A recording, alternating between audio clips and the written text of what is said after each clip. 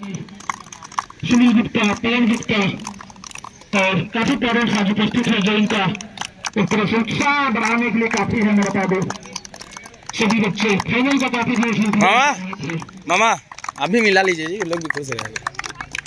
आज का फाइनल का मेरा मुकाबला खुशियों टीम्स वर्सेस खुशी इंडियंस के मध्य सीनियर कैटेगरी में आपका जो मुकाबला अंश कहाँ है वन रॉयल चैलेंजर्स कुश्मी इंडियंस के मध्य आज सीनियर और जूनियर कैटेगरी में दोनों टीम कुश्मी इंडियंस की फाइनल में पहुंची है जिंदा है। और आगे का तत्काल मैच प्रारंभ कर दिया जाएगा। उमेश गुप्ता टॉस हो चुका है, टॉस विजेता कुश्मी टीम चॉइस किया है गेंदबाजी और कुश्मी इंडियंस